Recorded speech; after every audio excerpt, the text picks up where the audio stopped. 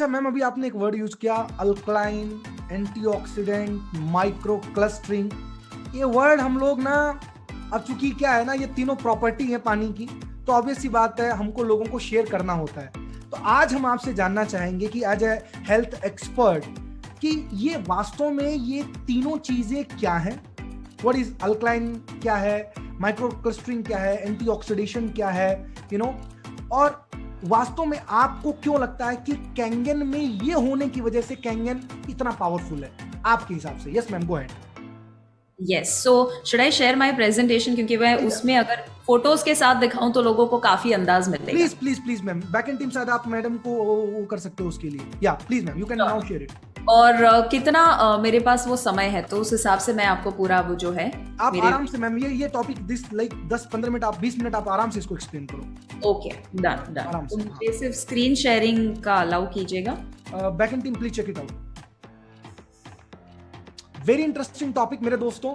आप लोग pen paper लेके बैठना, एक एक वर्ड की हेडिंग डालना और इसको समझना, बिकॉज ये तीनों प्रॉपर्टी हैं जिसके ऊपर हम यस, सो अगर हम कैंगन वाटर की पहला डिफरेंस है ना, एंटीऑक्सीडेंट। पहले तो मुझे ये बताइए कितने लोगों को पता है कि एक्चुअली एंटीऑक्सीडेंट क्या होता है, एग्जैक्टली क्या होता है और इतना इसका पावर क्या है?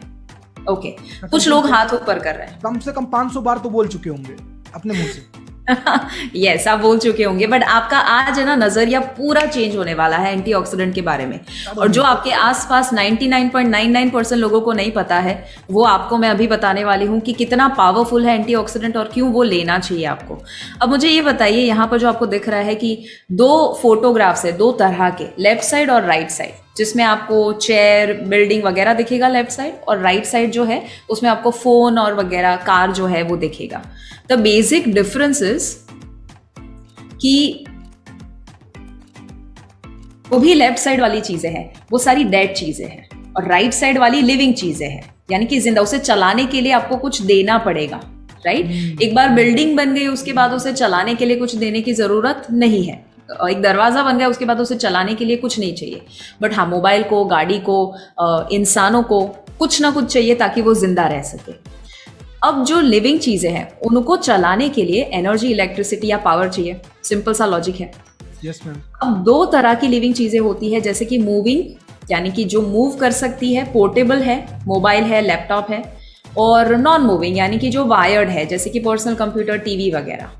अब जो मूविंग है उसे हमें बैटरी या तो वायरलेस सिस्टम देना पड़ेगा जिससे उसे बैटरी या एनर्जी मिल सके, और जो नॉन मूविंग है उसे वायर देना पड़ेगा जहां से उसे इलेक्ट्रिसिटी मिले। अब ह्यूमंस, मुझे बताइए क्या है, क्या वो पोर्टेबल है या नॉन पोर्टेबल या नॉन मूविंग है? It is portable, right? हम मूव कर सकते हैं, हम कोई एक जगह पर ही नहीं है जहां पर एक वायर लगा है और इलेक्ट्रिसिटी मिल रही है। So because we are a portable system, हमारे अंदर भी एक बैटरी सिस्टम है, और जहां पर भी बैटरी शब्द आता है तब दूसरा शब्द आता है, दैट इज वोल्टेज। वोल्टेज का मतलब होता है कुछ ऐसा जो आपको एनर्जी दे। जैसे मोबाइल में बैटरी लगी हुई होती है जिसकी वजह से वो चलता है और रेगुलरली उससे रिचार्ज करना पड़ता है। सिमिलरली हमारा शरीर भी बैटरी सिस्टम पर काम करता है। अब सवाल है कि वो वोल्टेज कौन जनरेट करता है? बैटरी क्या है शरीर का? तो जैसे मोबाइल की बैटरी होती है वैसे शरीर का बैटरी है सेल। क्योंकि अगर आप माइक्रोस्कोपिक लेवल पर देखें अपने हाथ को तो वैसे आपका हाथ दिखता है, बट माइक्रोस्कोपिक लेवल पर तो आपको वाइब्रेटिंग एनर्जी दिखेगी। बेसिकली अगर शरीर को खोला जाए तो अंदर कुछ नहीं है, वो है millions and trillions of cells. इतने सारे सेल्स, करोड़ों में सेल्स यानी कि कोश अवेलेबल है। अब ये जो कोश है वो एनर्जी जनरेट करते हैं, बैटरी है वो, बट वो मेजर कर सकते हैं हम वोल्टेज में। वोल्टेज को मेजर करने के लिए, जैसे आप पानी को मेजर करते हैं तो ml में करेंगे, लीटर में करेंगे, वजन को मेजर करेंगे तो किलो में करेंगे, वैसे बैटरी को, एनर्जी को मेजर कर सकते हैं मिली वॉट्स में, जिसे हम MV कहते हैं, मिली वॉट्स। अब ये शब्द है ना सबको पता होना चाहिए, MV यानी मिली वॉट्स, बहुत ही सिंपल सा शब्द है। सो वोल्टेज मतलब मिली वॉट्स। अब आपके सेल अगर हेल्दी है तो उसका वोल्टेज -20 से -25 मिलीवॉल्ट्स के बीच में रहेगा, -20 to -25 मिलीवॉल्ट्स। अगर वो मिलीवॉल्ट्स कम हो जाए और प्लस में चले जाए, दैट मीन्स बीमारी आने की संभावना बढ़ जाती है। और दूसरा, हमारे बॉडी का सेल का pH 7.35 to 7.45 के बीच में रहने के लिए बना है। अगर कोई इंसान को आप वाइब्रेटिंग, एनर्जेटिक, हेल्दी तरीके से देखते हैं, इसका मतलब है उसका सेल का पीएच स्लाइटली अल्कलाइन होता है। अब उसे मैं थोड़ा, इसका है ना फोटो निकाल देना, अगर आपको नहीं पता है तो इसका मतलब इसका रट्टा मान लीजिए। Okay okay, everybody please do that, take the screenshot everybody, सब लोग इसका स्क्रीनशॉट ले लीजिए एक बार।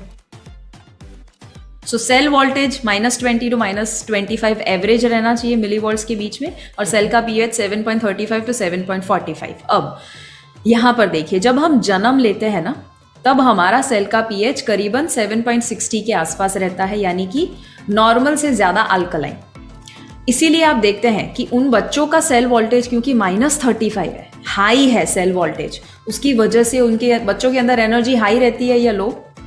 हाई रहती है। हाई रहती है। जब एक बुजुर्ग इंसान को देखेंगे आप, तो उनके अंदर की एनर्जी हाई रहती है या लो? ज्यादातर लो रहती है। क्यों? क्योंकि सेल के वोल्टेज डाउन हो चुके हैं।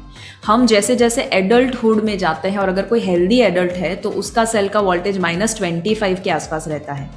बट जब हम थक जाते हैं ना, तब हमारे सेल के वोल्टेज डाउन हो जाते हैं। जैसे जब आपकी बैटरी थोड़ी सी मोबाइल की डाउन हो जाती है, तो वो थोड़ा सा फंक्शनिंग में आपको प्रॉब्लम करेगा। डिस्प्ले जो है उसका ब्राइटनेस कम कर देगा, आपको पूछेगा कि पावर सेविंग मोड में चला जाऊं या नहीं। सिमिलरली हमारा बॉडी भी जब थक जाता है -15 के आसपास, और जब बीमार हो जाता है तब -10 के करीब पहुंच जाता है। और अब मुझे ये बताइए कि -10 से भी कम होगा तो क्या होगा? What do you think?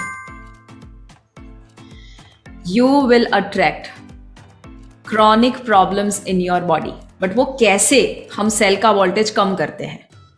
Cell का वोल्टेज हम कम करते हैं, नंबर 1, जब हम सोते नहीं हैं। इररेगुलर स्लीप क्वालिटी, अगर हम 7-8 घंटे की एवरेज स्लीप नहीं लेते हैं, और ज़रूरी नहीं 7-8 घंटे क्वांटिटी होना चाहिए, अच्छी नींद आनी चाहिए उस समय में। आप 5 घंटे नींद लो बट आपको ऐसा लगे कि यार सुबह उठ के फ्रेश लगता है, then it is a good sleep. या रॉन्ग ईटिंग हैबिट्स, गलत खाना खाना, बैठे रहना, सिगरेट, शराब या कोई भी किस्म के एडिक्शंस होना, स्ट्रेस होना, पोल्यूशन और मेडिकेशन, ये सारी चीज़ें हैं जिससे सेल के वोल्टेज डाउन होते हैं। इसीलिए आप देखेंगे कोई भी इंसान अगर बीमारी है और दवाई ले रहे हैं, तो हमेशा याद रखिएगा, अगर सबसे बेस्ट सर्विस आप उनकी कर सकते हैं तो वो है उनकी दवाइयाँ बंद करना या कम करना, क्योंकि वो दवाइयाँ उनको और ज़्यादा बीमार बनाएगी अगर लॉन्ग टर्म लिया तो। हाँ, शॉर्ट टर्म डॉक्टर्स हमेशा है ना आपको ट्रीटमेंट दे सकते हैं, क्योर नहीं दे सकते, राइट? सो यहाँ पर काफ़ी सारे डॉक्टर हैं, वो भी अग्री करेंगे कि हमेशा वो भी सलाह देते हैं कि देखो लाइफस्टाइल में तो चेंज लाना ही पड़ेगा, अदरवाइज ये दवाइयाँ it is not the end, otherwise आपको ज़िंदगी भर उसे लेना ही पड़ेगा। So these are the reasons क्यों हम अपने सेल के वोल्टेज डाउन कर देते हैं। अब एक हद से कम हो जाए अगर हमारे सेल के वोल्टेज, तो +++30 तक पहुंच जाता है, तो इतनी कंडीशन खराब हो जाती है कि कैंसर होने की संभावना होती है। यानी कि जब हम +5 +10 के आसपास होते हैं तो diabetes, hypertension, obesity, thyroid, PCOD, ये सारी चीज़ें होने की संभावना है, या कोई भी किस्म के हेल्थ चैलेंज। अब अगर +30 यानी कैंसर, इसका मतलब क्या हुआ कि जब लो वोल्टेज हो जाता है तब बीमारी आती है, और अगर किसी को बीमारी है दैट मीन्स उसका बॉडी जो है वो लो वोल्टेज पे काम कर रहा है। कितने लोगों को इतना समझ में आया? ये मैं बहुत ज्यादा कॉम्प्लिकेटेड नहीं बता रही, बहुत ही आसान बता रही हूँ, राइट? सिंपल लैंग्वेज में, बहुत सिंपल लैंग्वेज में। सो टू मेक इट सिंपल, कितने लोगों को क्लैरिटी मिली इस टॉपिक के ऊपर? एंटीऑक्सीडेशन की चैट बॉक्स में CLR टाइप करो, CLR टाइप कर दो चैट बॉक्स में। कितने लोगों को क्लैरिटी मिल गई है कि वोल्टेज, सेल्स, इन तमाम सारी चीजों को रिलेटेड, एंटीऑक्सीडेंट से related? Yes ma'am, thank you ma'am. Awesome. So हमारा सेल का वोल्टेज क्या होना चाहिए? Everyone let's repeat so that you remember. -25 से लेकर वोल्टेज उतना होना चाहिए। एंड हमारा सेल का पीएच कितना होना चाहिए? 7.35 से लेकर 7.45 पीएच। अगर वो है तो हेल्दी है। अगर हमारे सेल के वोल्टेज डाउन हो जाते हैं तो बीमारी आएगी या नहीं आएगी? बीमारी आएगी। सेल के वोल्टेज बढ़ते हैं यानी कि माइनस में चले जाते हैं, दैट मीन्स बीमारी जाएगी या नहीं जाएगी? जाएगी। ओके, सो हमें क्या करना है? सिंपल सा उसका लॉजिक है कि अगर हम बीमारी को दूर करना चाहते हैं, all we have to do is raise the voltage of your cells. In other words, नए सेल बनाइए, हेल्दी सेल बनाइए। सो इसके ऊपर है ना एक बहुत ही अमेजिंग शेयरिंग मैं बताना चाहूँगी। जेरी टेनेंट करके उन्होंने एक किताब लिखी है, हीलिंग इज़ वोल्टेज। मैं रेकमेंड करती हूँ आप ज़रूर ये किताब पढ़िए, हीलिंग इज़ वोल्टेज। ये किताब में ये डॉक्टर कहते हैं कि अगर आप हमेशा हेल्थ को मेंटेन करना चाहते हैं तो आपको दवाइयाँ लेने की ज़रूरत नहीं है, आपको सिर्फ और सिर्फ एक चीज़ करनी है और वो है नए सेल बनाइए। और नए सेल बनाने के लिए मैंने यहाँ पर रेड में लिखा है आपको कितना वोल्टेज चाहिए, -50 मिलीवॉल्ट्स। कितना चाहिए, -50 मिलीवॉल्ट्स ओनली। सिर्फ -50 मिलीवॉल्ट्स मिल जाता है तो आपके सेल रीजनरेट और नए और हेल्दी सेल बनना शुरू हो जाते हैं। अब अगर ये समझ में आया तो ये पूरा चार्ट, अगर इसका भी फोटो निकालना चाहे निकाल दीजिए कि -50 मिलीवॉल्ट्स वोल्टेज मिल जाता है, वो इंसान का रिकवरी और हीलिंग होना शुरू हो जाता है। और अगर आप ये समझ पाए हैं तो एक इंपॉर्टेंट क्वेश्चन, कैंगन आपको कितना मिलीवॉल्ट देता है वो मालूम है?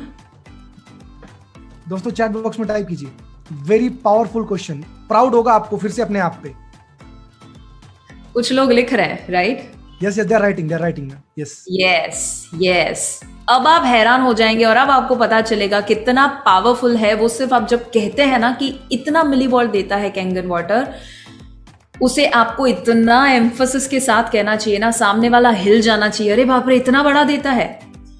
वो आपको देता है, कैंगन वाटर आपको देता है -400 से लेकर -850 मिलीवॉट्स। -400 से लेकर -850। मैम, नए सेल को जनरेट करने के लिए, उसको प्रॉपर फंक्शनिंग करने के लिए भी हमको जरूरत पड़ती है मैक्सिमम -50। यस।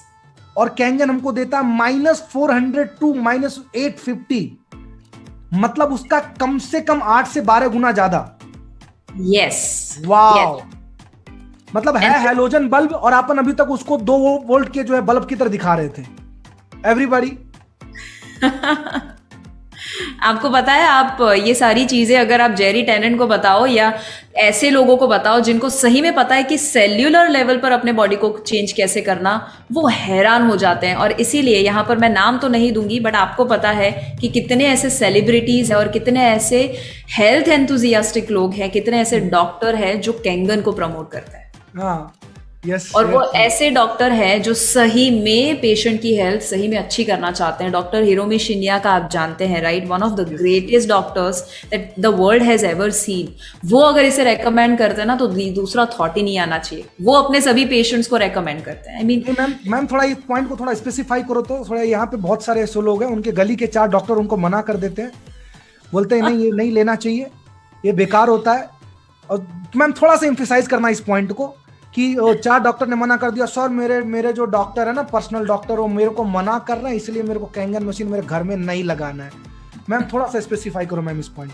मैं आपको है ना कल की ही बात बताती हूँ। कल ही मेरे घर पे एक डॉक्टर आए थे, वैसे 2 लोग डॉक्टर्स थे, बट उसमें से एक 71 ईयर ओल्ड डॉक्टर और बहुत वेटरन डॉक्टर, मतलब बहुत ही रेप्यूटेड डॉक्टर थे।